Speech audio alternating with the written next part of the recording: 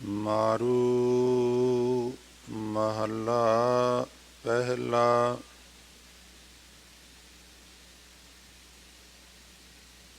गुरमुख समझै रोग ना होई,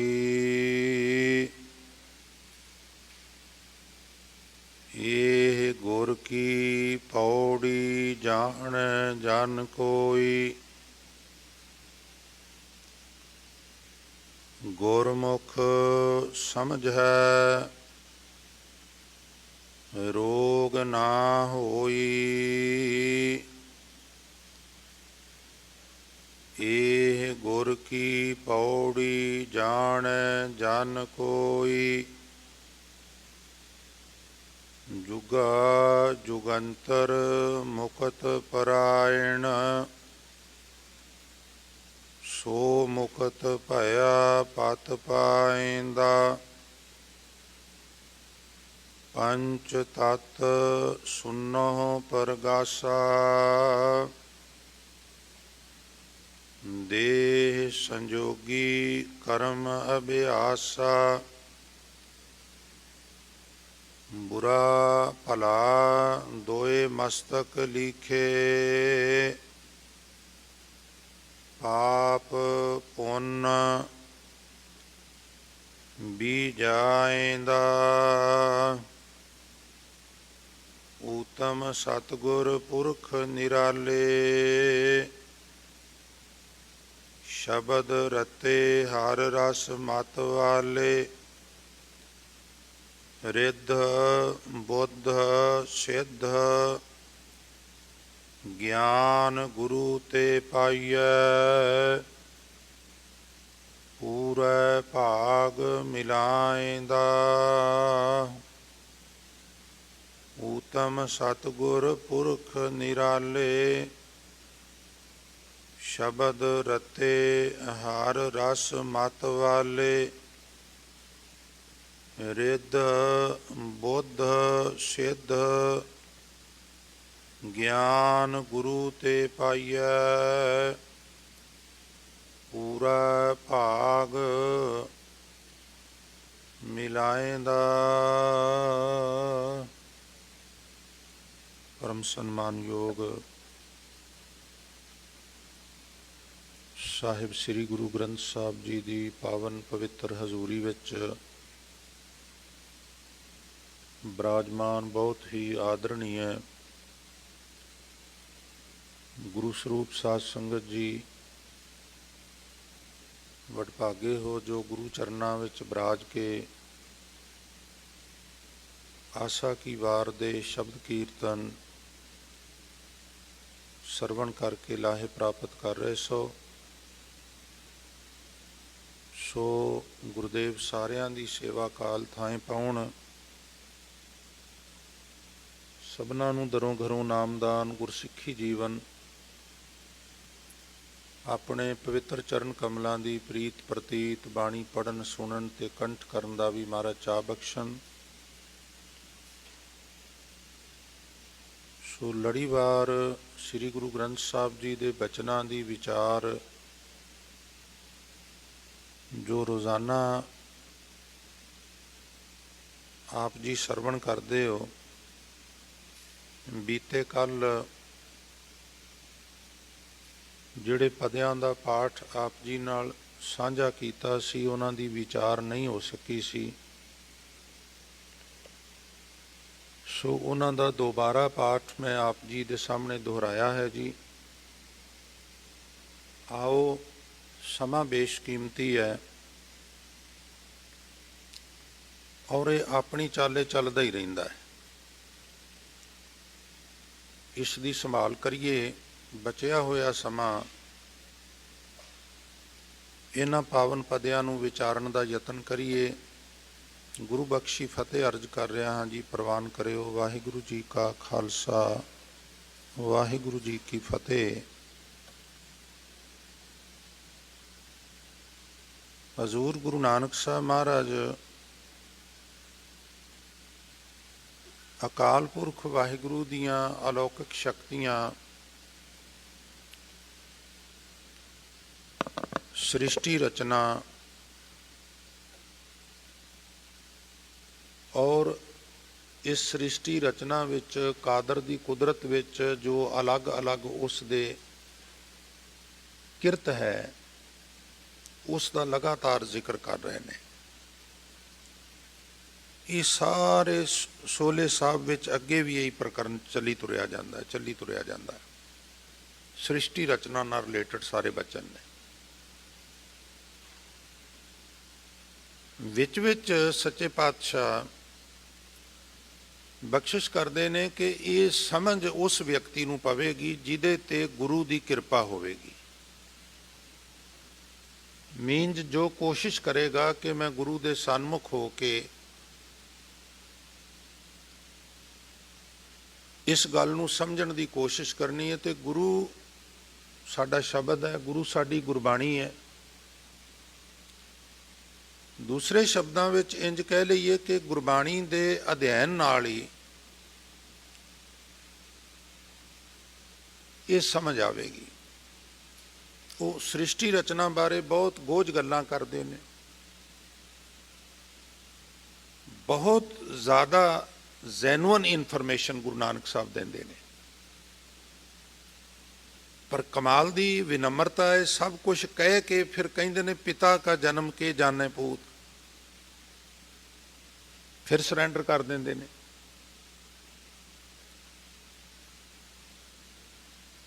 थितवार ना जोगी जाने रुत मां ना कोई, जा करता सृष्टि को साजे आपे जाने सोई। भाई सृष्टि रचना बारे वो आप ही जानता है, मैनू जिन्नी को खबर है मैं उन्होंने को दस। अच्छा दसिया सारिया नहीं है, ऐसा नहीं भी ईसा मसीह ने नहीं दसिया, हज़रत मुहम्मद ने नहीं दसिया, हज़रत मूसा यहूदियां दे पैगंबर उन्हें नहीं दसिया, किशन रामचंद्र परशुराम 52 अवतार, महावीर गौतम महात्मा बुद्ध शुकरात मंसूर पाइथागोरस। ये बड़ी लंबी फरिश्त है पैगंबरां दी, अवतारी पुरुषां दी। सब ने अपने अपने ढंग नाल दसिया और गलत किसी ने भी नहीं दसिया। ये भी मर्ज करते हैं। एक नुकता मैं तुहाडे सामने रखना है, उम्मीद है तुसीं दिलचस्पी दिखाओगे। गलत किसी ने नहीं दसिया, दसिया सारिया नहीं है, पर गुरु नानक का तरीका थोड़ा जिहा जुदा है। वो की है,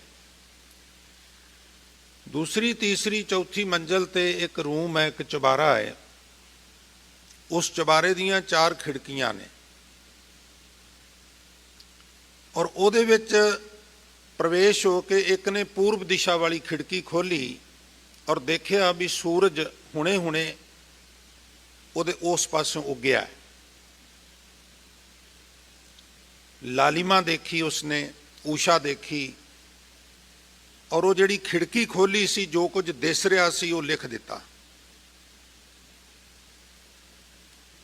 और जिसने पश्चिम दिशा वाली खिड़की खोली सी उन्होंने जो उधरों नजर आया सी उन्हें वो लिख दिता। बाए ने इस तरह उत्तर ते दक्षिण पासे वालियां खिड़कियां खोल के जिन्हां ने देखिया, जिथों तक निगाह गई जो दिसया उन्हें लिख दिता। गलत नहीं लिखिया, क्षमा करना किसी पैगंबर ने भी गलत नहीं लिखिया। पर हाँ एक समस्या सी, जिहदी दूरबीन जिथों तक काम करती सी उन्होंने उथों तक दिसया उन्हें लिख दिता। एक तो हरेक दी दूरबीन किनू कहंदे ने, बीन कहंदे ने देखना। जिवें तू दरियाओ दाना बीना, दाना कहंदे सियाणे नू, बीना कहंदे बरीक अकल वाले नू, बरीक निगाह रखण वाले नू।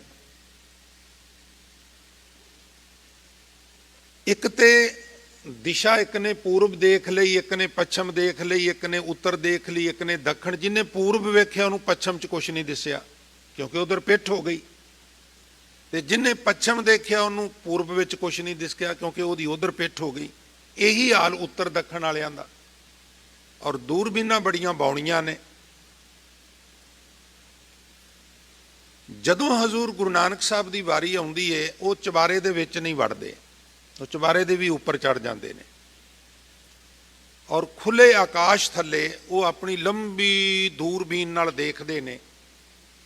ਫਿਰ ਕਹਿੰਦੇ ਨੇ ਪਾਤਾਲਾਂ ਪਾਤਾਲ ਲੱਖ ਆਗਾਸਾਂ ਆਗਾਸ, ਓੜਕ ਓੜਕ ਭਾਲ ਥੱਕੇ ਵੇਦ ਕਹਿਣ ਇੱਕ ਬਾਤ। ਇਹ ਇੱਥੋਂ ਤੱਕ ਮਹਾਰਾਜ ਕਹਿੰਦੇ ਵੇਦ ਇੱਦਾਂ ਕਹਿੰਦੇ ਨੇ, ਕੁਰਾਨ ਇੱਦਾਂ ਕਹਿੰਦੀ, ਮੈਂ ਨਹੀਂ ਕਹਿੰਦਾ। ਮੈਂ ਕੀ ਕਹਿੰਦਾ ਉਹ ਅੱਗੇ ਕਹਿਣਗੇ, ਵੀ ਥੋੜ੍ਹੀ ਜਿਹੀ ਗੱਲ ਸਮਝ ਲਓ। ਅਸੀਂ ਕਹਿੰਦੇ ਹਾਂ ਜੀ ਗੁਰੂ ਨਾਨਕ ਨੇ ਆਖਿਆ ਪਤਾਲਾਂ ਪਤਾਲ ਲੱਖ ਆਕਾਸ਼ਾਂ ਆਗਾਸ, ਇਹ ਗੁਰੂ ਨਾਨਕ ਨੇ ਨਹੀਂ ਕਿਹਾ। ਤੁਸੀਂ ਅੱਜ ਹੀ ਇਹਦੇ ਅਰਥ ਦੇਖਿਓ ਆਈ ਗ੍ਰੰਥ ਚੋਂ ਜਾਂ ਸਟੀਕ ਤੋਂ। ਪਤਾਲਾਂ ਪਤਾਲ ਲੱਖ ਆਗਾਸਾਂ ਆਗਾਸ ਫਲਸਫਾ ਗੁਰੂ ਨਾਨਕ ਦਾ ਨਹੀਂ ਹੈ। ਫਿਰ ਗੁਰੂ ਨਾਨਕ ਦਾ ਫਲਸਫਾ ਕੀ ਹੈ? ਬੜੇ ਧਿਆਨ ਨਾਲ ਸੁਣਿਓ।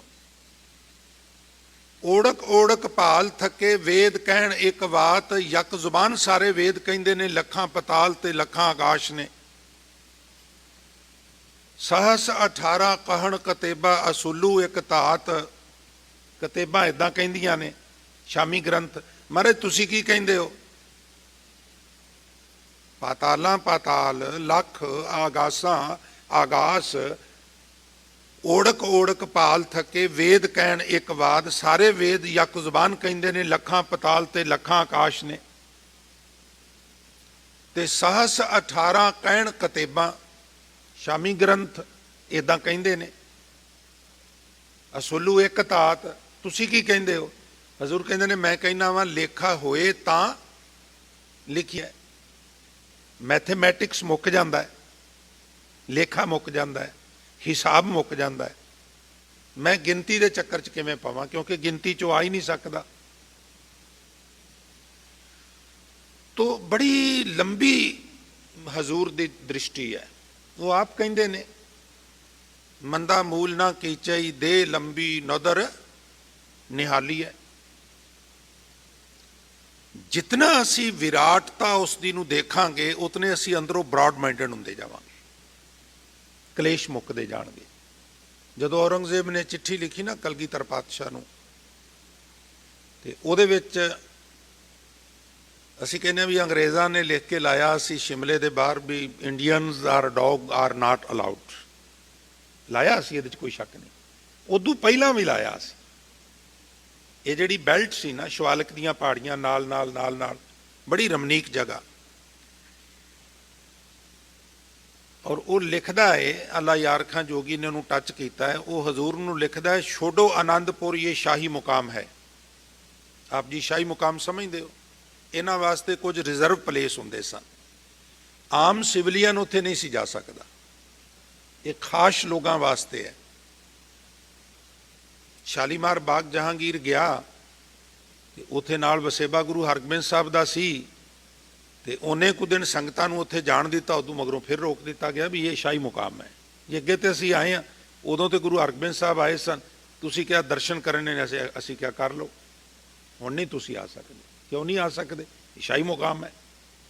ਕਸ਼ਮੀਰ ਦੇ ਸ਼ਾਲੀਮਾਰ ਬਾਗ ਦੀ ਮੈਂ ਗੱਲ ਕਰ ਰਿਹਾ।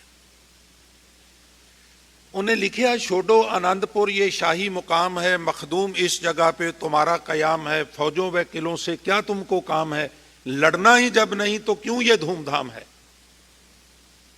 ਉਹਦਾ ਜਵਾਬ ਹਜ਼ੂਰ ਨੇ ਪਤਾ ਕੀ ਦਿੱਤਾ ਸੀ? ਹਜ਼ੂਰ ਨੇ ਉੱਤਰ ਦਿੱਤਾ ਸੀ, ਮਸ਼ਹੂਰ ਹੈ ਕਿ ਪਾਏ ਗਦਾ ਲੰਗ ਵੀ ਨਹੀਂ। ਸਾਰੀ ਦੁਨੀਆ ਨੂੰ ਪਤਾ ਹੈ ਕਿ ਗੁਰੂ ਗੋਬਿੰਦ ਸਿੰਘ ਲੂਲਾ ਨਹੀਂ ਹੈ, ਲੰਗੜਾ ਨਹੀਂ ਹੈ, ਹੈਂਡੀਕੈਪਟ ਨਹੀਂ ਹੈ। ਮੈਂ ਤੁਰ ਕੇ ਅਨੰਦਪੁਰ ਸਾਹਿਬ ਤੋਂ ਮੂਵ ਹੋ ਸਕਣਾ, ਔਰ ਜੇ ਮੇਰੇ ਮੂਵ ਹੋਣ ਨਾਲ ਖੂਨ ਖਰਾਬਾ ਬੰਦ ਹੁੰਦਾ ਹੈ, ਇਸਤਰੀਆਂ ਵਿਧਵਾ ਹੋਣ ਤੋਂ ਬਚਦੀਆਂ ਨੇ, ਬੱਚੇ ਯਤੀਮ ਹੋਣ ਤੋਂ ਬਚਦੇ ਨੇ, ਤੇ ਮੈਂ ਕਿਲੇ ਛੱਡ ਦਿਆਂਗਾ, ਮੈਂ ਸਾਜੋ ਸਮਾਨ ਛੱਡ ਦਿਆਂਗਾ, ਕਿਉਂਕਿ ਲੜਨਾ ਮੇਰਾ ਸ਼ੌਂਕ ਨਹੀਂ ਹੈ। ਕੋਈ ਮਜਬੂਰ ਕਰੇ ਤੇ ਫਿਰ ਵੱਖਰੀ ਗੱਲ ਹੈ। मशहूर है कि पाए गदा लंग भी नहीं, अपने लिए खुदा की जिमी तंग भी नहीं। और सुन होर औरंगजेब, मैं लड़ाई टालनी चाहना, मैं कायर नहीं हाँ, गिद्धी नहीं हाँ। मैं दलेरी दे मामले विच कोई दुनिया दे उत्ते मेरे पास को भी नहीं गा, वरना कोई दलेरी में पासंग भी नहीं। मजबूर हो गए तो फिर लड़ाई दिखाएंगे, हम तेगे खालसा की सफाई दिखाएंगे। मैं छड्ड चलिया वां किले, जे मेरा राह रोकिया, मैनू मजबूर किया, फिर मैं तुहानूं दसांगा भी जंग करीदा किस तरह, श्री साहब किवें वाही दी है, मैं तेरे जरनैलां नूं ये जाच भी दसांगा, शस्त्र चलाई दे किस तरह, इन्हां नूं ते चलाने को नहीं आउंदे। तो ये फराक दिली, जगह की पकड़ भी ना रहे। पकड़ किसी भी चीज़ की होवे ना प्रेमियों, वो तकलीफ देंदी है,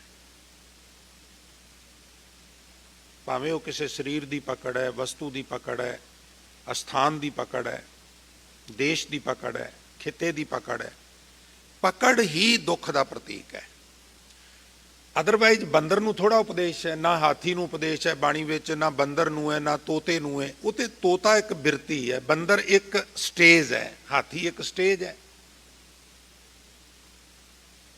बंदर नूं पकड़न वाले करदे की ने, उन्हां नूं कमजोरी का पता है बई आ जिहड़ा बरेटा है, इहदे उत्ते जिहड़े बंदर ने, इन्हां कोल खुराक नहीं पहुँचती।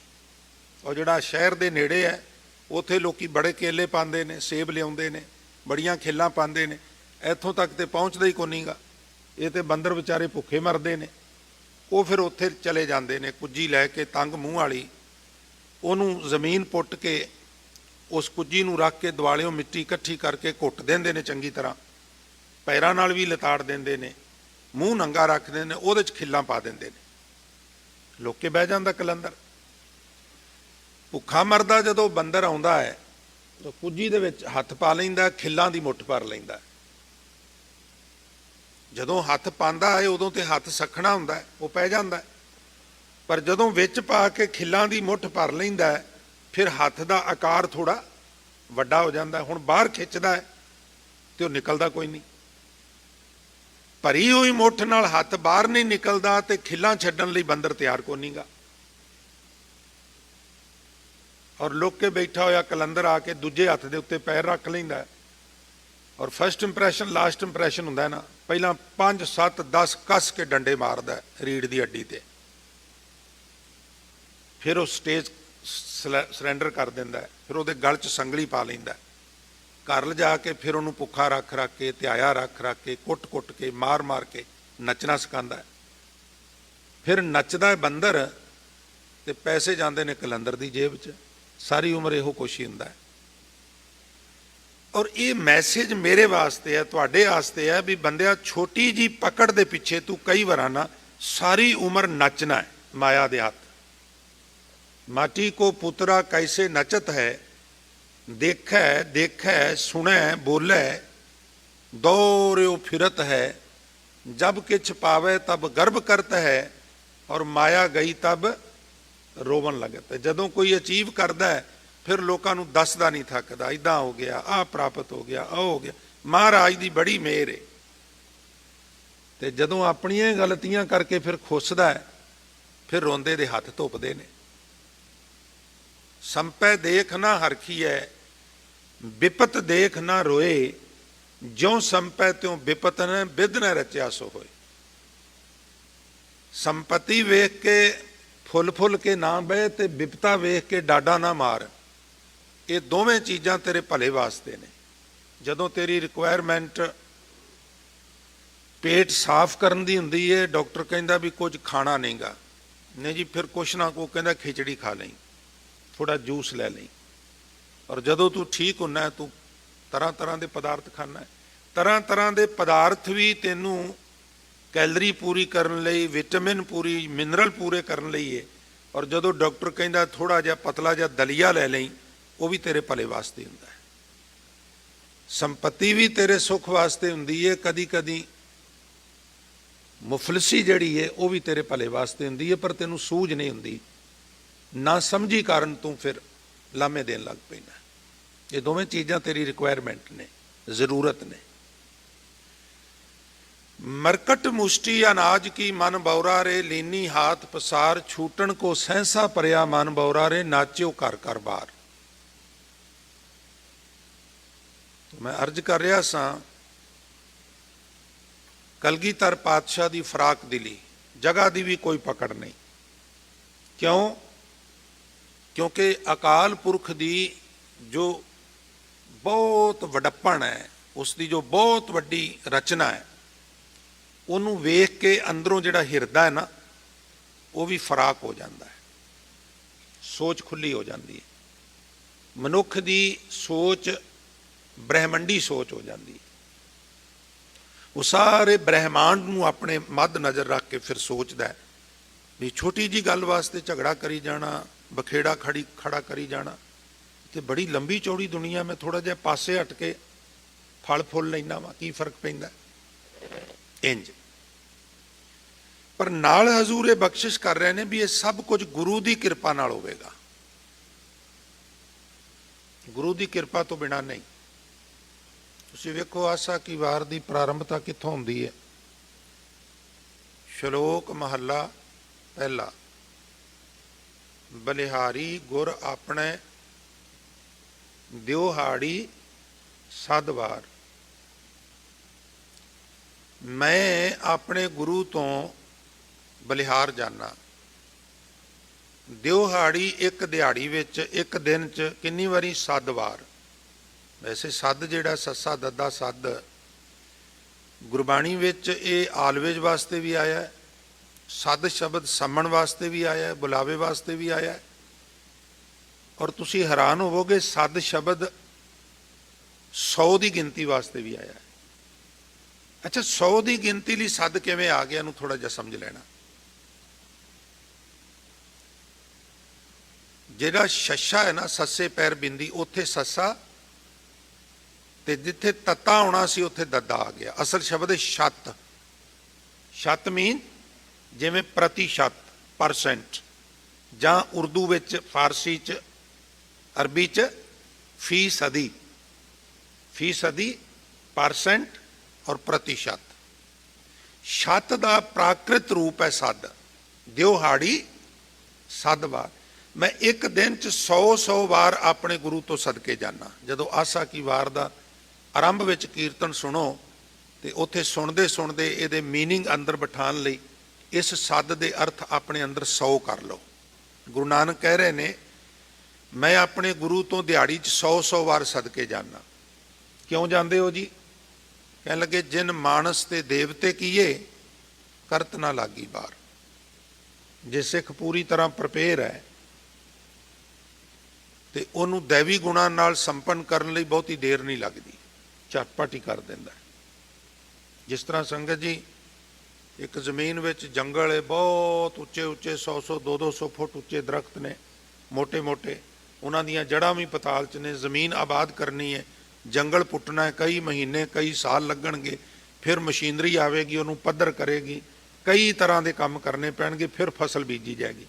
ਪਰ ਇੱਕ ਜ਼ਮੀਨ ਜਿਹੜੀ ਹੈ ਪਹਿਲਾਂ ਤੋਂ ਹੀ ਤਿਆਰ ਹੈ, ਉਹਦੇ 'ਚ ਹਰ ਸਾਲ ਫਸਲ ਹੁੰਦੀ ਹੈ, ਪੱਧਰੀ ਹੈ, ਕੰਪਿਊਟਰ ਕਰਾ ਵੀ ਲੱਗਾ ਹੈ ਉਹਦੇ 'ਚ, ਟਿਊਬਵੈਲ ਵੀ ਹੈ, ਅੰਡਰਗਰਾਊਂਡ ਪਾਈਪਲਾਈਨ ਵੀ ਵਿਛਾਈ ਹੈ।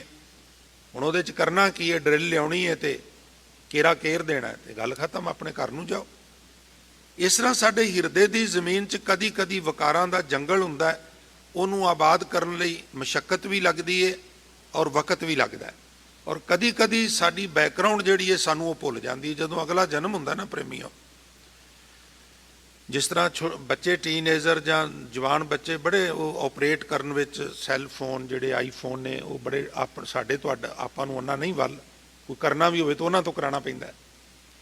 ਉਹ ਫਿਰ ਇੱਕ ਝਟਕੇ ਨਾਲ ਉਹਨਾਂ ਨੂੰ ਕਹੀਏ ਜੀ ਲੋਡ ਬੜਾ ਹੈ, ਤਾਂ ਉਹ ਸਾਰਾ ਉਹਦੇ ਵਿੱਚ ਜੋ ਜਮ੍ਹਾਂ ਹੈ ਨਾ ਇੱਕ ਝਟਕੇ ਨਾਲ ਸਭ ਕੁਝ ਡਿਲੀਟ ਕਰ ਦਿੰਦੇ।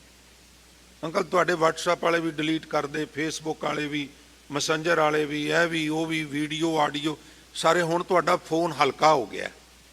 ਇਸ ਤਰ੍ਹਾਂ ਜਦੋਂ ਅਗਲਾ ਜਨਮ ਦਿੰਦਾ ਨਾ, ਪਿਛਲੀ ਸਾਰੀ ਮੈਮੋਰੀ ਜਿਹੜੀ ਹੈ ਨਾ ਉਹ ਇੱਕ ਝਟਕੇ ਨਾਲ ਡਿਲੀਟ ਕਰ ਦਿੰਦਾ। ਕਿਉਂ ਕਰ ਦਿੰਦਾ? ਕਿਉਂਕਿ ਇਸ ਜਨਮ ਦੀਆਂ ਯਾਦਾਂ ਹੀ ਨਹੀਂ ਜਿਉਣ ਦਿੰਦੀਆਂ, ਤੇ ਜੇ ਪਿਛਲੀਆਂ ਵੀ ਨਾਲ ਆ ਜਾਣ ਤੇ ਮਨੁੱਖ ਦਾ ਤੇ ਜੀਣਾ ਹਰਾਮ ਹੋ ਜਾਏਗਾ। ਦੇਖੋ ਨਾ, ਜਿਸ ਪੁੱਤਰ ਦਾ ਮੂੰਹ ਚੋਮਣੇ ਆ,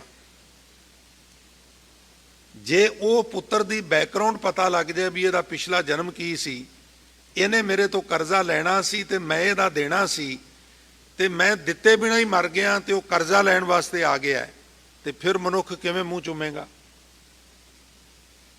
ਪੂਰਬ ਜਨਮ ਕੇ ਮਿਲੇ ਸੰਜੋਗੀ ਅੰਤੇ ਕੋ ਨਾ ਸਹਾਈ। ਇਹ ਸਾਰਾ ਮੇਰਾ ਤੁਹਾਡਾ ਸਾਡਾ ਪਿਛਲਾ ਲੈਣ ਦੇਣ, ਕਿਸੇ ਕਰਜ਼ਾ ਲੈਣਾ ਸੀ ਉਹ ਲੈਣ ਆ ਗਿਆ, ਕਿਸੇ ਨੇ ਕਰਜ਼ਾ ਦੇਣਾ ਸੀ। ਉਹ ਹਜ਼ੂਰ ਜਦੋਂ ਵਣਜਾਰਿਆਂ ਦੇ ਨਗਰ ਗਏ ਨਾ, ਜੰਮੂ ਦੇ ਕੋਲ, ਤੇ ਬਾਰ-ਬਾਰ ਨਗਰ ਦੇ ਜਾ ਕੇ ਬੈਠ ਗਏ। ਜਿਸ ਤਰ੍ਹਾਂ ਹਜ਼ੂਰ ਦਾ ਸੁਭਾਅ ਸੀ ਕਿ ਆਪ ਚੱਲ ਕੇ ਕਿਸੇ ਕੋਲ ਕੁਝ ਭੋਜਨ ਆਦਿਕ ਪ੍ਰਾਪਤ ਕਰਨ ਲਈ ਨਹੀਂ ਸਨ ਜਾਂਦੇ, ਕੁਝ ਸੁਤੇ ਸਿੱਧ ਆ ਜਾਏ ਦੇਣ ਤੇ ਵੱਖਰੀ ਗੱਲ ਹੈ। ਹੁਣ ਦਿਹਾੜੀ ਲੰਘ ਗਈ, ਰਾਤ ਪੈ ਗਈ। ਭਾਈ ਸਾਹਿਬ ਮਹਾਰਾਜ ਵੱਲ ਕਦੀ ਕਦਾਈ ਦੇਖਦੇ ਨੇ, ਫਿਰ ਸ਼ਰਮਾ ਜਾਂਦੇ ਨੇ ਵੀ ਮਹਾਰਾਜ ਕਹਿਣਗੇ ਬੜੀ ਛੇਤੀ ਮਰਦਾਨਾ ਕਾਲਾ ਪੈ ਜਾਂਦਾ। ਅਗਲਾ ਦਿਨ ਵੀ ਲੰਘ ਗਿਆ, ਅਗਲੀ ਰਾਤ ਵੀ ਲੰਘ ਗਈ। ਬਾਬਾ ਕੋਈ ਆਇਆ ਹੀ ਨਹੀਂਗਾ। ਮਹਾਰਾਜ ਕਹਿਣ ਲੱਗੇ ਸਬਰ ਕਰ, ਆ ਜਾਣਗੇ, ਅਜੇ ਉਹ ਰੁੱਝੇ ਹੋਏ ਨੇ। ਅਸਲ ਵਿੱਚ ਨਗਰ ਦੇ ਮੁਖੀ ਦੇ ਘਰ ਸੰਤਾਨ ਨਹੀਂ ਸੀ ਹੁੰਦੀ, ਔਰ 10, 15, 20 ਸਾਲ ਸ਼ਾਦੀ ਤੋਂ ਬਾਅਦ ਉਹਦੇ ਘਰ ਪੁੱਤਰ ਨੇ ਜਨਮ ਲਿਆ। ਸਾਰਾ ਨਗਰ ਖੁਸ਼ੀਆਂ ਮਨਾ ਰਿਹਾ ਸੀ, ਨਵੇਂ ਨਵੇਂ ਕੱਪੜੇ, ਤਰ੍ਹਾਂ ਤਰ੍ਹਾਂ ਦੇ ਪਦਾਰਥ, ਚਹਿਲ ਪਹਿਲ, ਨਾਚ ਗਾਣੇ। 2 ਦਿਨ ਤੇ 2 ਰਾਤਾਂ ਲੰਘ ਗਈਆਂ, ਤੀਜਾ ਦਿਨ ਪ੍ਰਾਰੰਭ ਹੋ ਗਿਆ ਔਰ ਸਾਰਾ ਨਗਰ ਇਕੱਠਾ ਹੋ ਕੇ ਆ ਰਿਹਾ। ਸਭ ਤੋਂ ਅੱਗੇ ਉਹ ਮੁਖੀ ਹੈ, ਹੱਥਾਂ ਦੇ ਉੱਤੇ, ਮੈਨੂੰ ਖਿਮਾ ਕਰਨਾ, ਪੁੱਤਰ ਦੀ ਲਾਸ਼ ਹੈ ਔਰ ਨਵ ਜਨਮਿਆ ਬੱਚਾ, ਕੁਝ ਦਿਨਾਂ ਦਾ ਬੱਚਾ ਲਿਆ ਕੇ ਲਟਾ ਦਿੱਤਾ। ਬਾਬਾ ਜੀ ਸਾਥੋਂ ਭੁੱਲ ਹੋ ਗਈ ਏ, ਤੇ ਇਹ ਬੜੇ ਸਾਲਾਂ ਬਾਅਦ ਸੰਤਾਨ ਮਿਲੀ ਏ ਤੇ 3-4 ਦਿਨ ਦਾ ਹੋ ਕੇ ਬੱਚਾ ਗੁਜ਼ਰ ਗਿਆ, ਤੁਸੀਂ ਇਹਨੂੰ ਜ਼ਿੰਦਾ ਕਰ ਦਿਓ। ਤਾਂ ਹਜ਼ੂਰ ਕਹਿਣ ਲੱਗੇ ਭਾਈ ਮੈਂ ਰੱਬ ਦਾ ਸ਼ਰੀਕ ਨਹੀਂ, ਮੈਂ ਲੋਕਾਂ ਨੂੰ ਮਾਰਦਾ ਫਿਰਾਂ ਤੇ ਜਵਾਂਦਾ ਫਿਰਾਂ, ਇਹ ਮੇਰੇ ਹੱਥ ਦੀ ਗੱਲ ਨਹੀਂ, ਇਹ ਨਿਰੰਕਾਰ ਦੇ ਵੱਸ ਦੀ ਗੱਲ ਹੈ। ਸਮਝਾ ਬੁਝਾ ਕੇ ਭੇਜਿਆ ਤੇ ਭਾਈ ਸਾਹਿਬ ਕਹਿਣ ਲੱਗੇ ਮਹਾਰਾਜ ਮਾਜਰਾ ਕੀ ਹੈ?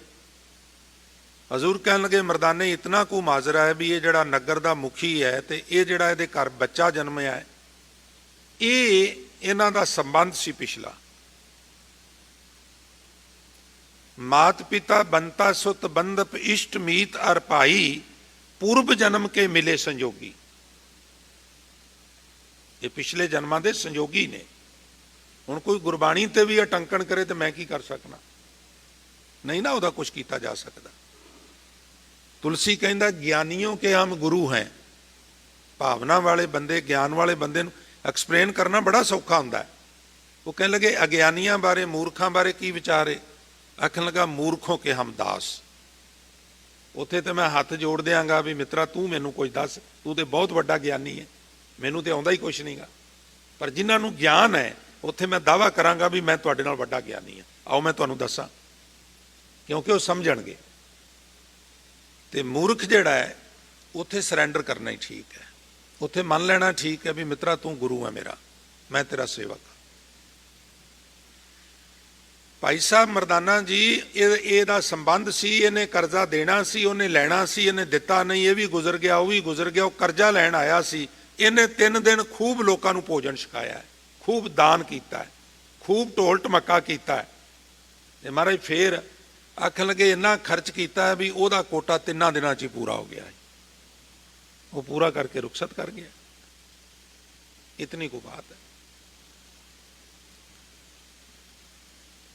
ਗੁਰੂ ਤੋਂ ਮੈਂ ਸਦਕੇ ਜਾਣਾ ਜਿਹੜਾ ਇੱਕ ਦਿਹਾੜੀ 'ਚ 100 ਵਾਰ ਸਦਕੇ ਜਾਣਾ। ਕਿਉਂ? ਕਿਉਂਕਿ ਜਿਨ ਮਾਨਸ ਤੇ ਦੇਵਤੇ ਕੀਏ, ਦੇਵੀ ਗੁਣ ਸਤ ਸੰਤੋਖ ਦਇਆ ਧਰਮ ਧੀਰਜ ਕਰਤ ਨਾ ਲਾਗੀ ਬਾਤ। ਸਾਧ ਸੰਗਤ ਜਦੋਂ ਵੀ ਗੁਰੂ ਨਾਨਕ ਸਾਹਿਬ ਦੇ ਬਚਨਾਂ ਵਿੱਚ ਗੁਰੂ ਦੀ ਗੱਲ ਆਵੇ ਨਾ, ਗੁਰੂ ਨਾਨਕ ਸਾਹਿਬ ਦੇ ਸ਼ਲੋਕਾਂ ਵਿੱਚ, ਸ਼ਬਦਾਂ ਵਿੱਚ ਗੁਰੂ ਦਾ ਜ਼ਿਕਰ ਆਵੇ, ਤੁਹਾਨੂੰ ਪਤਾ ਗੁਰੂ ਕਿਹਨੂੰ ਕਹਿ ਰਹੇ ਹੁੰਦੇ ਨੇ? ਇੱਕ ਵਾਰੀ ਉਹਨਾਂ ਨੂੰ ਪੁੱਛਿਆ ਗਿਆ ਵੀ ਕੌਣ ਗੁਰੂ, ਕਿਸਕਾ ਤੂੰ ਚੇਲਾ? ਕਿੱਡਾ ਸਪਸ਼ਟ, ਕਿੱਡਾ ਸਾਦਾ ਜਿਹਾ ਸਿੰਪਲ ਜੀ ਭਾਸ਼ਾ 'ਚ ਸਵਾਲ ਹੈ। ਕੌਣ ਗੁਰੂ, ਕਿਸਕਾ ਤੂੰ ਚੇਲਾ? ਹਜ਼ੂਰ ਕਹਿੰਦੇ ਨੇ ਸ਼ਬਦ ਗੁਰੂ, ਸੁਰਤ ਧੁਨ ਚੇਲਾ। ਸ਼ਬਦ ਕੌਣ ਹੈ? ਬਾਣੀ। ਬਾਣੀ ਕੌਣ ਹੈ? ਵਾਹ ਵਾਹ ਬਾਣੀ, ਨਿਰੰਕਾਰ ਗੁਰੂ ਹੈ ਉਹਨਾਂ ਦਾ। ਹੋਰ ਇੱਕ ਐਗਜ਼ਾਮਪਲ ਦੇ ਦਿਆਂ ਤਸੱਲੀ ਲਈ। ਹਜ਼ੂਰ ਦਾ ਹੀ ਫਰਮਾਨ ਹੈ, ਅਪਰੰਪਰ ਪਾਰ ਬ੍ਰਹਮ ਪਰਮੇਸ਼ਰ ਨਾਨਕ ਗੁਰ ਮਿਲਿਆ ਸੋਈ ਜੀਓ। ਮੇਰਾ ਗੁਰੂ ਕੋਈ ਸੰਤ ਰੇਨ ਨਹੀਂ, ਉਹ ਸ਼ਕਤੀ ਜਿਸ ਦਾ ਕੋਈ ਪਾਰਾਵਾਰ ਨਹੀਂ। ਅਪਰੰਪਰ ਪਾਰ ਬ੍ਰਹਮ ਪਰਮੇਸ਼ਰ, ਤਿੰਨ ਵਿਸ਼ੇਸ਼ਣ ਲਾਏ ਨੇ ਗੁਰੂ ਨਾਨਕ ਸਾਹਿਬ ਨੇ। ਨਾਨਕ ਗੁਰ ਮਿਲਿਆ ਸੋਈ ਜੀਓ, ਨਾਨਕ ਨੂੰ ਉਹ ਪੂਰਾ ਗੁਰੂ ਮਿਲਿਆ। ਜਦੋਂ ਗੁਰੂ ਅੰਗਦ ਸਾਹਿਬ ਕਹਿਣ ਨਾ, ਜੇ 100 ਚੰਦਾ ਉਗਵੈ ਸੂਰਜ ਚੜ੍ਹੈ ਹਜ਼ਾਰ, ਇਤੇ ਚਾਨਣ ਹੁੰਦਿਆਂ ਗੁਰ ਬਿਨ, ਉਹ ਗੁਰੂ ਨਾਨਕ ਨੂੰ ਕਹਿ ਰਹੇ ਹੁੰਦੇ ਨੇ, ਕਿਉਂਕਿ ਉਹਨਾਂ ਦਾ ਹਨੇਰਾ ਗੁਰੂ ਨਾਨਕ ਨੇ ਦੂਰ ਕੀਤਾ ਹੈ। ਇਹ ਹਨੇਰਾ ਹੀ ਹੈ ਸਾਧ ਸੰਗਤ, ਵੀ ਪੈਰਾਂ ਵਿੱਚ ਘੁੰਗਰੂ ਬੰਨ੍ਹ ਲੈਣੇ ਭਾਈ ਲਹਿਣਾ ਜੀ ਨੇ।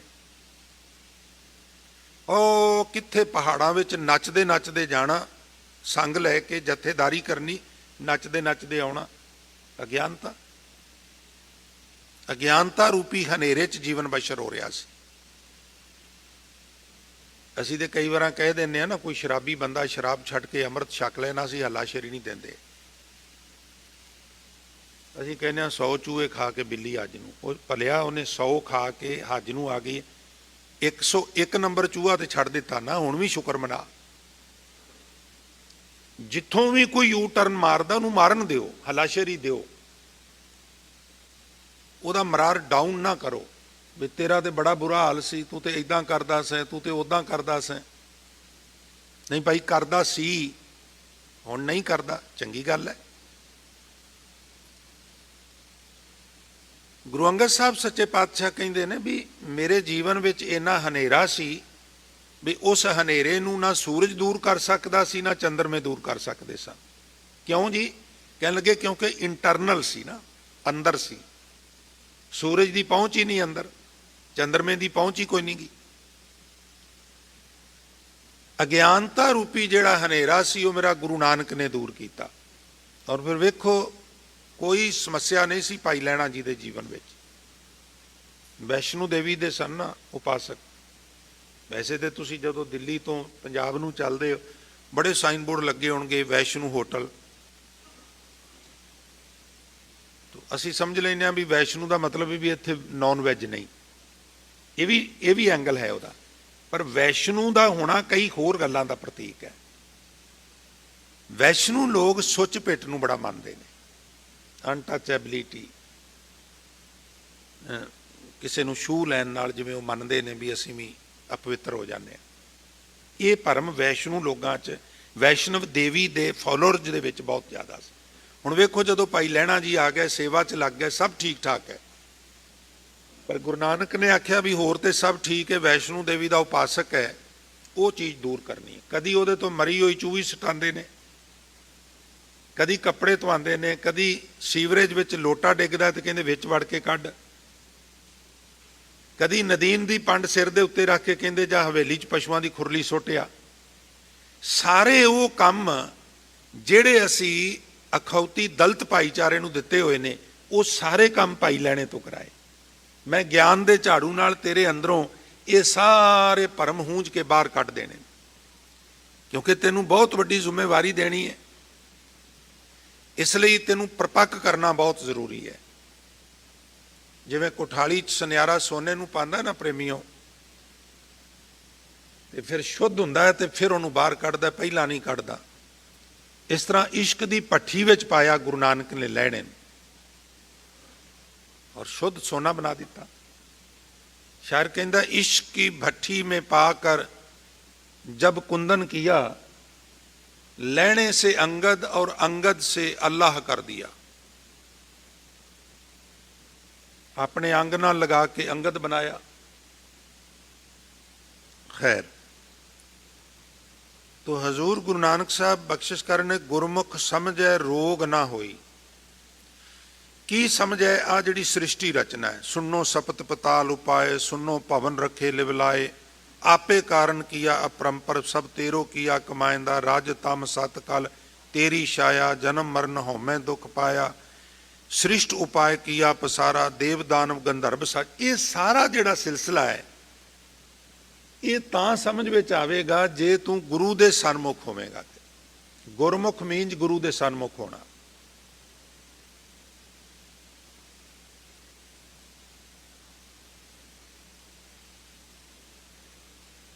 ਗੁਰਮੁਖ ਸਮਝ ਹੈ ਜਿਹੜਾ ਗੁਰੂ ਦੇ ਸਨਮੁਖ ਹੋਵੇਗਾ, ਉਹਨੂੰ ਸ੍ਰਿਸ਼ਟੀ ਰਚਨਾ ਦੀ ਸਮਝ ਆਵੇਗੀ, ਦੂਜੇ ਨੂੰ ਨਹੀਂ ਆਵੇਗੀ। ਰੋਗ ਨਾ ਹੋਈ ਦੇ ਅਰਥ ਨੇ ਵੀ ਫਿਰ ਉਹਦਾ ਜਿਹੜੀ ਗੁਰੂ ਨਾਲ, ਨਿਰੰਕਾਰ ਨਾਲ ਸੁਰਤ ਜੁੜੀ ਏ, ਉਹਦੇ 'ਚ ਕੋਈ ਖਲਾਰ ਨਹੀਂ ਆਵੇਗਾ। ਉਹਦੀ ਲਗਾਤਾਰ ਲਿਵ ਜਿਹੜੀ ਏ, ਸੁਰਤ ਜਿਹੜੀ ਏ, ਉਹ ਜੁੜੀ ਰਹੇਗੀ, ਵਿਚਕਾਰ ਕੋਈ ਰੋਗ ਨਹੀਂ ਆਵੇਗਾ। ਇਹ ਗੁਰ ਕੀ ਪੌੜੀ ਜਾਣੇ ਜਨ ਕੋਈ। ਇਹ ਗੁਰੂ ਦੀ ਪੌੜੀ ਕੋਈ ਵਿਰਲਾ ਜਾਣਦਾ। ਅੱਛਾ, ਗੁਰੂ ਪੌੜੀਆਂ ਜਿਵੇਂ ਡੰਡੇ ਹੁੰਦੇ ਨਾ, ਸਟੈਪ ਹੁੰਦੇ, ਉਸ ਤਰ੍ਹਾਂ ਚੜਾਉਂਦਾ ਜਾਂਦਾ ਸਿੱਖ ਨੂੰ। ਭਾਵੇਂ ਉਹ ਜਪਜੀ ਦੀਆਂ 38 ਪੌੜੀਆਂ ਨੇ, ਭਾਵੇਂ ਉਹ ਆਨੰਦ ਸਾਹਿਬ ਦੀਆਂ 40 ਪੌੜੀਆਂ ਨੇ, ਉਹ ਇੱਕ ਇੱਕ ਪੌੜੀ ਤੇ ਪੈਰ ਰਖਾ ਕੇ ਸਾਨੂੰ ਉਚਾਈਆਂ ਦੇ ਉੱਤੇ ਆਤਮਿਕ ਪੱਖੋਂ ਲਿਜਾਣਾ ਚਾਹੁੰਦੇ। ਇਹਨੂੰ ਸਮਝਣ ਲਈ ਮੈਂ ਇੱਕ ਛੋਟੀ ਜਿਹੀ ਟੋਲਸਟਾਏ ਦੀ ਸਕਿੱਟ ਤੁਹਾਡੇ ਨਾਲ ਸ਼ੇਅਰ ਕਰਨ ਦੀ ਆਗਿਆ ਚਾਹਾਂਗਾ। ਇੱਕ ਦਰਵੇਸ਼ ਰੋਜ਼ ਜੰਗਲ 'ਚੋਂ ਲੰਘਦਾ ਸੀ ਤੇ ਇੱਕ ਲੱਕੜਹਾਰਾ ਰੋਜ਼ ਉਸ ਜੰਗਲ 'ਚ ਲੱਕੜਾਂ ਕੱਟਦਾ ਸੀ। ਨਿਰਜਰ ਜੰਗਲ, ਦੂਰ ਦੂਰ ਤੱਕ ਕੋਈ ਵੱਸੋਂ ਨਹੀਂ। ਜਦੋਂ ਮਾਰਦਾ ਕੁਹਾੜਾ, ਉਹ ਟਕ ਟਕ ਦੀ ਆਵਾਜ਼ ਟਕਰਾ ਕੇ ਨਾ ਪੂਰੇ ਜੰਗਲ ਵਿੱਚ ਫੈਲ ਜਾਂਦੀ। ਉਹ ਲੰਘਦਾ ਹੈ ਔਰ ਇੱਕ ਦਿਨ ਉਹ ਫੁਰਸਤ ਵਿੱਚ ਉਹਦੇ ਕੋਲ ਚਲਾ ਗਿਆ, ਹੇਠਾਂ ਖੜਾ, ਉਹ ਉੱਪਰ ਚੜਿਆ, ਕੀ ਕਰ ਰਿਹਾ ਹੈ? ਹੁਣ ਉਹ ਮਸ਼ੱਕਤ, ਜਦੋਂ ਨਾ ਬੰਦੇ ਦੀ ਜਿਹੜੀ ਕੈਲਰੀ ਹੈ ਮਿਹਨਤ ਕਰਨ ਨਾਲ ਉਹ ਨਾਲ ਨਾਲ ਖਰਚ ਹੁੰਦੀ ਹੈ ਨਾ, ਔਰ ਕਿਤੇ ਜ਼ਿਆਦਾ ਹੋ ਜਾਏ ਉਦੋਂ ਖਿਜ ਆਵੇਗੀ ਤੁਹਾਨੂੰ ਮਾਨਸਿਕ ਤੌਰ ਤੇ। ਇਸ ਲਈ ਸਾਡੇ ਆਮ ਇੱਕ ਅਖਾਣ ਹੈ ਵੀ ਜਿਹੜਾ ਬੰਦਾ ਖੇਤਾਂ 'ਚ ਕੰਮ ਕਰ ਰਿਹਾ ਨਾ, ਉਹਦੇ ਨਾਲ ਪੰਗਾ ਨਾ ਲਵੋ। ਉਹ ਫਰੀ ਹੋਵੇਗਾ ਤਾਂ ਉਹਦੇ ਨਾਲ ਗੱਲਬਾਤ ਕਰਿਓ। ਪਸੀਨਾ ਆਇਆ ਹੋਇਆ, ਥੱਕਿਆ ਹੋਇਆ, ਖਿਜਿਆ ਹੋਇਆ, ਵੀ ਐਵੇਂ ਉਹ ਨਾ ਹੋਵੇ ਵੀ ਕਈ ਪਵਾ ਕੇ ਸਿਰ 'ਚ ਮਾਰੇ, ਕਿਉਂਕਿ ਉਹ ਕੈਲਰੀ ਖਤਮ ਹੁੰਦੀ ਹੈ। ਔਰ ਜਦੋਂ ਖਤਮ ਹੁੰਦੀ ਹੈ ਤੇ ਸਰੀਰਕ ਤੌਰ ਤੇ ਥਕਾਵਟ ਹੁੰਦੀ ਹੈ, ਮਾਨਸਿਕ ਤੌਰ ਤੇ ਖਿਜ ਆਉਂਦੀ ਹੈ। ਉਹ ਕਹਿਣ ਲੱਗਾ ਵੀ ਅੰਨਾ ਦਿਸਦਾ ਨਹੀਂ ਕੀ ਕਰ ਰਿਹਾ। ਹੁਣ ਦਰਵੇਸ਼ ਕਾਹਦਾ ਜਿਹਨੂੰ ਗੁੱਸਾ ਆ ਜਾਏ? ਉਹ ਕਹਿਣ ਲੱਗਾ ਉਹ ਤੇ ਮੈਨੂੰ ਪਤਾ ਤੂੰ ਲੱਕੜਾਂ ਕੱਟ ਰਿਹਾ, ਮੈਂ ਜਾਣਨਾ ਚਾਹੁੰਦਾ ਵੀ ਕਿਉਂ ਕੱਟ ਰਿਹਾ। ਉਹ ਕਹਿਣ ਲੱਗਾ ਵੀ ਲੱਕੜਾਂ ਮੈਂ ਇਸ ਕਰਕੇ ਕੱਟਣਾ ਵੀ ਇਹਨਾਂ ਨੂੰ ਮੈਂ ਸੁਕਾਉਣਾ ਵਾ, ਫਿਰ ਉਹਨਾਂ ਦੇ ਕੋਇਲੇ ਬਣਾਉਣਾ ਵਾ, ਫਿਰ ਬਾਜ਼ਾਰ ਵਿੱਚ ਵੇਚਣਾ ਵਾ, ਫਿਰ ਪਰਿਵਾਰ ਦੀ ਮੇਰੀ ਰੁਜ਼ਗਾਰ ਚੱਲਦਾ ਹੈ, ਗੁਜ਼ਰਾਨ ਚੱਲਦੀ ਹੈ, ਤਾਂ ਲੱਕੜਾਂ ਕੱਟਣਾ। ਦਰਵੇਸ਼ ਕਹਿਣ ਲੱਗਾ ਵੀ ਉਹ ਤੇ ਠੀਕ ਹੈ, ਪਰ ਮੈਂ ਸੋਚ ਰਿਹਾ ਸਾਂ ਕਈ ਦਿਨਾਂ ਦਾ ਵੀ ਲੱਕੜਾਂ ਕੱਟ ਕੇ ਸੁਕਾ ਕੇ ਕੋਲੇ ਬਣਾਉਣ ਦੀ ਕੀ ਜ਼ਰੂਰਤ ਹੈ। ਆ ਥੋੜੀ ਜਿਹੀ ਵਾਟ ਤੇ ਕੋਲਿਆਂ ਦੀ ਖਾਣ ਹੈ ਔਰ ਲਾਵਾਰਿਸ ਹੈ, ਤੇ ਤੂੰ ਸਿੱਧਾ ਉੱਥੇ ਜਾ ਕੇ ਕੋਲੇ ਉਠਾ ਕੇ ਬਾਜ਼ਾਰ ਵੇਚ ਦਿਆ ਕਰ। ਉਹ ਕਹਿਣ ਲੱਗਾ ਮਹਾਰਾਜ ਮੈਨੂੰ ਤੇ ਪਤਾ ਹੀ ਨਹੀਂ, ਤੁਹਾਡਾ ਬੜਾ ਧੰਨਵਾਦ। ਉਹ ਕੋਲਿਆਂ ਦੀ ਖਾਣ ਤੇ ਪਹੁੰਚ ਗਿਆ। ਹੁਣ ਜਿੰਨੇ ਕੁ ਚੱਕੇ ਜਾਂਦੇ ਨੇ ਕੋਲੇ ਬੰਨਣੇ, ਗੱਠੜੀ ਸਿਰ ਤੇ ਰੱਖਣੀ, ਬਾਜ਼ਾਰ ਵੇਚਣੀ, ਕਈ ਵਾਰਾਂ 2 ਗੇੜੇ ਵੀ ਲਾ ਲੈਣੇ, ਲਾਲਚ ਹੋ ਜਾਣਾ 3 ਵੀ ਲਾ ਲੈਣੇ। ਇੱਕ ਦਿਨ ਦਰਵੇਸ਼ ਫਿਰ ਮਿਲ ਪਿਆ, ਕਈ ਮਹੀਨੇ ਕਈ ਸਾਲ ਲੰਘ ਗਏ। ਆਖਣ ਲੱਗਾ ਤੂੰ ਤੇ ਬੜਾ ਭੋਲਾ ਹੈ। ਉਹ ਕਹਿਣ ਲੱਗਾ ਜੀ ਕਿਵੇਂ? ਉਹ ਕਹਿਣ ਲੱਗਾ ਤੂੰ ਅੱਗੇ ਹੀ ਨਹੀਂ ਤੁਰਦਾ। ਮਹਾਰਾਜ ਤੂੰ, ਮੈਂ ਪਹਿਲਾਂ ਲੱਕੜਾਂ ਕੱਟਦਾ ਸਾਂ, ਫਿਰ ਉਹ ਗਿੱਲੀਆਂ ਨੂੰ ਸੁਕਾਉਂਦਾ ਸਾਂ, ਫਿਰ ਜਲਾ ਕੇ ਕੋਲੇ, ਮੈਂ ਫਿਰ ਵੇ ਤੁਸੀਂ ਡਾਇਰੈਕਟ ਕੋਲਿਆਂ ਦੀ ਖਾਣ ਤੇ ਲੈ ਆਏ, ਤੇ ਮੈਂ ਭੋਲਾ ਕਿੱਥੇ ਆ? ਮੈਂ ਤੇ ਤੁਹਾਡੀ ਗੱਲ ਮੰਨ ਲਈ ਹੈ। ਉਹ ਕਹਿਣ ਲੱਗਾ ਨਹੀਂ, ਗੱਲ ਇਹ ਨਹੀਂ, ਅਸਲ 'ਚ ਇਹ ਕੋਲਿਆਂ ਦੀ ਖਾਣ ਤੋਂ ਥੋੜਾ ਜਿਹਾ ਅੱਗੇ ਤੂੰ ਜਾਏ ਤੇ ਐਰਨ ਦੀ ਖਾਣ ਹੈ, ਇਹਦੇ ਨਾਲੋਂ ਮਹਿੰਗਾ ਵਿਕਦਾ। ਨਾ ਹੱਥ ਕਾਲੇ ਹੋਣ ਨਾ ਮੂੰਹ ਕਾਲਾ ਹੋਵੇ। ਹੱਥ ਕਾਲੇ ਹੋਣਗੇ ਤੇ ਕਦੀ ਕਦਾਈ ਮੂੰਹ ਤੇ ਖੁਰਕੇਗਾ ਤੇ ਮੂੰਹ ਵੀ ਕਾਲਾ ਹੋਵੇਗਾ, ਔਰ ਉੱਥੇ ਇਹ ਸਭ ਨਹੀਂ ਹੋਵੇਗਾ। ਅੱਗੇ ਚਲਾ ਜਾ। ਹੁਣ ਅੱਗੇ ਚਲਾ ਗਿਆ, ਬੜਾ ਖੁਸ਼ ਹੈ। ਹੁਣ ਥੋੜੀ ਜਿਹੀ ਮਾਇਆ ਵੱਧ ਬਣਨ ਲੱਗ ਪਈ ਹੈ, ਇੱਜ਼ਤ ਵੀ ਹੋਣ ਲੱਗ ਪਈ ਹੈ, ਕਿਉਂਕਿ ਰੂਹੇ ਜ਼ਮੀਨ ਦੇ ਉੱਤੇ ਜਿੰਨਾ ਕੁ ਮੇਰਾ ਅੰਨ ਪਾਵੇ, ਇੱਜ਼ਤ ਮਨੁੱਖ ਦੀ ਰਿਜ਼ਕ ਨਾਲ, ਪੈਸੇ ਨਾਲ ਹੁੰਦੀ ਹੈ, ਬਾਕੀ ਸਭ ਐਵੇਂ ਹਵਾਈ ਗੱਲਾਂ ਨੇ, ਕੋਈ ਨਹੀਂ ਪੁੱਛਦਾ। ਆਥ ਸੈਲ ਨੀਚ ਕਰ ਹੋਏ, ਆਥ ਦੇਖ ਨਿਵੇਂ ਤਿਸ ਦੋਏ। ਆਥ ਆਰਥਿਕ ਢਾਂਚਾ, ਰਿਜ਼ਕ, ਮਨੀ। ਨੀਚ ਦੇ ਘਰ ਵਿੱਚ ਹੈ, ਉਹਦੇ ਸਾਹਮਣੇ ਗਰੀਬ ਵੀ ਝੁਕਦਾ, ਉਹਦੇ ਸਾਹਮਣੇ ਖਿਮਾ ਕਰਨਾ ਅਮੀਰ ਵੀ ਝੁਕਦਾ। ਸਰਦਾਰ ਸਾਹਿਬ ਤੇ ਬੰਦਾ ਕੋਈ ਮੈਡੀਟੇਸ਼ਨ ਵੀ ਕਰੇ, ਸੇਵਾ ਸਿਮਰਨ ਵਾਲਾ ਵੀ ਹੋਵੇ, ਬਾਣੀ ਵੀ ਪੜ੍ਹੇ, ਪੱਲੇ ਕੁਛ ਨਹੀਂ, ਲਗਾ ਹੁੰਦਾ ਹੀ ਭੌਂਦੂ, ਕੰਨ ਖਾਏਗਾ। ਹੁਣ ਕੌਣ ਪੁੱਛਦਾ? ਨਿਰਧਨ ਆਦਰ ਕੋਈ ਨਾ ਦੇ, ਲੱਖ ਯਤਨ ਕਰੇ ਉਹ ਚੇਤਨਾ ਤਰੇ। बड़ा कुछ ये बारे, पर मेरा विशा नहीं गा।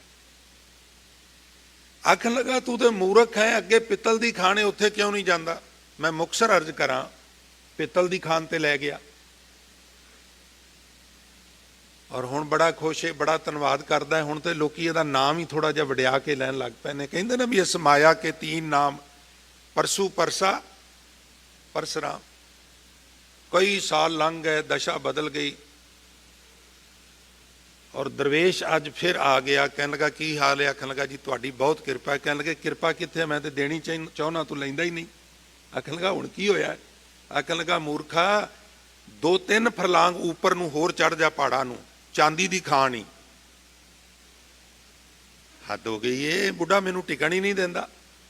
चांदी दी खान ते पहुंच गया, डंडे गड्ढ के कंडियाली तार भी ला दी, 2-4-10 नौकर भी रख ले, चुकन चकान वाले वेचन वाले भी रख ले। दशा बदल गई।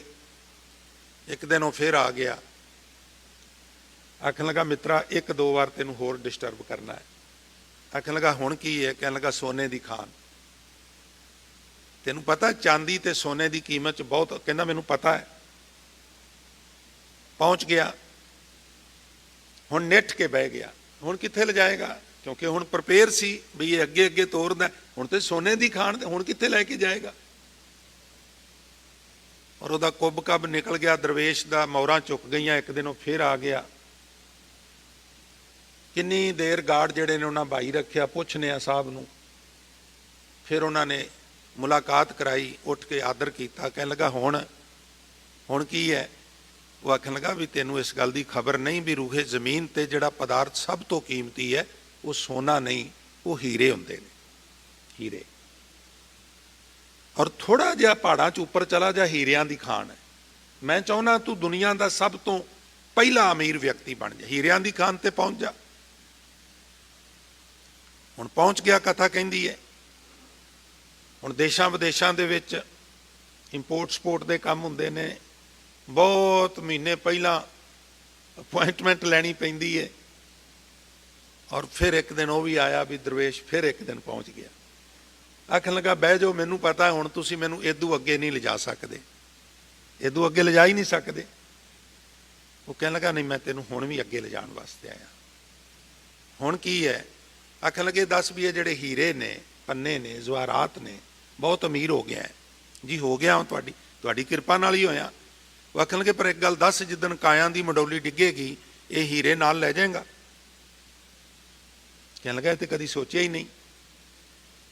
फिर हुण की हुक्म है? कहने लगे हुण परिवार की गरीबी दूर हो गई है, मुफलसी दूर हो गई है, हुण होर ऊपर चढ़ जा। उत्थे की है? उत्थे मेरा आश्रम है, उत्थे मैं मैਡੀਟੇਸ਼ਨ ਦਾ ਵੱਲ सिखाना। वो हीरे इकट्ठे करन दी जाच दसना जिहड़े आत्मा दे नाल सफर करते हैं। नहीं तो फिर रैन गवाई सोए कै, दिवस गवाया खाए। हजूर कहते ने हीरे जैसा जन्म है, कौडी बदले जाए। नाम ना जानिया राम का, मूड़े फिर पाछे पछताए रे। अनंता धन धरनी तरह। उदों बैंक नहीं सन हुंदे, जमीनां च ही दबदे सन। अनंत ना चाया जाए, अंत को चाण जो गए सो आए अंत लखाए। फरीदा 4 गवाया हंड कै, 4 गवाया सम, और लेखा रब मंगेसिया तू आहो केरे कम। गुरु कदी कदी सानू इदां तोरदा है। वो कहंदा नाम जप, कहंदे महाराज मेरे कोल ते रोटी का भी प्रबंध नहीं, तुसी नाम जपण दीयां गल्लां करदे हो। तुसी आप ही कहंदे हो भूखे भगत ना कीजिया है माला अपनी। फिर वो कहंदा चल पहलां तेरी रोटी का प्रबंध कर देने, चल तुर अगे नूं। कोलियां दी खान, चल ऐरन दी खान, चल पित्तल दी खान, चल चांदी दी खान, चल हुण सोने दी खान, चल हीरे जवाहरातां दी खान ते पहुंच। ते फिर अखीर च कहंदा हुण रज गया। कहण लगा जी माया वल्लों ते तुसीं लबा लब कर दिता है। कहंदे हुण परलोक भी सवार लै। तो जदों रोजी वल्लों बेफिक्री हो जाए, कनेडा ही पहुंच गए हैं। और प्रेमियों हुण अवस्था यह भी बन गई है भी कोई $1000-1500 पेंशन भी मिल जाती है, मन लिया। तो फिर हुण तो लक बन लेना चाहिए भी इत्थे तो मौजां है नहीं, हुण अगलियां मौजां का भी प्रबंध कर लीए। हुण वो धन इकट्ठा कर लीए जिहड़ा नाल निभदा है। जे तर्कशीलां दे चक्कर च पै जाओगे उन्हां दे दिमाग खराब कर देना। ਉਹਨਾਂ ਕਹਿਣਾ ਇਹ ਜੱਗ ਮਿੱਠਾ ਅੱਗਾ ਕਿਨ ਡਿੱਠਾ। ਗੁਰਬਾਣੀ ਵਾਰ-ਵਾਰ ਕਹਿੰਦੀ ਹੈ ਵੀ ਭਾਈ ਜੋ ਘਰ ਛੱਡ ਗਵਾਵਣਾ ਸੋ ਲੱਗਾ ਮਨ ਮਾਹੇ, ਜਿੱਥੇ ਜਾਏ ਤੁਧ ਵਰਤਣਾ ਤਿਸ ਕੀ ਚਿੰਤਾ ਨਾਹੇ। ਇੱਥੇ ਤੇ 30 ਸਾਲਾਂ ਦੀ ਮੌਰਗੇਜ ਕਰਾਈ ਫਿਰਨਾ ਹੈ, ਤੇ ਜਿੱਥੇ ਹਮੇਸ਼ਾ ਰਹਿਣਾ ਹੈ ਉਹਦੇ ਲਈ ਕੋਈ 4 ਫੱਟੀਆਂ, ਕੋਈ ਮੇਖਾਂ, ਕੋਈ ਸਰੀਆ, ਕੋਈ ਸੀਮੈਂਟ ਕੋਈ ਖਰੀਦਿਆ ਹੀ, ਉਹਦੇ ਵਾਸਤੇ ਕੋਈ ਪ੍ਰਬੰਧ ਹੀ ਨਹੀਂਗਾ। ਸੰਗਤ ਵਿੱਚ ਬੈਠਣਾ, ਬੰਦਗੀ ਕਰਨੀ, ਕੀਰਤਨ ਕਥਾ ਨਾਲ ਜੁੜਨਾ, ਇਹ ਉਸ ਨਿੱਜ ਘਰ ਦੀ ਸੰਭਾਲ ਕਰਨ ਵਾਲੀ ਗੱਲ ਹੈ। ਮਹਾਰਾਜ ਤੁਹਾਡੀ ਪਿਆਰ ਦੀ ਗੰਢ ਹੋਰ ਪੀਚ ਨਹੀਂ ਕਰੇ, ਨਿਕਟ ਭਵਿੱਖ ਵਿੱਚ ਹੋਰ ਪਿਆਰ ਵਧੇ, ਭੁੱਲਾਂ ਗਲਤੀਆਂ ਦੀ ਖਿਮਾ ਬਖਸ਼ਣੀ ਜੀ। ਵਾਹਿਗੁਰੂ ਜੀ ਕਾ ਖਾਲਸਾ, ਵਾਹਿਗੁਰੂ ਜੀ ਕੀ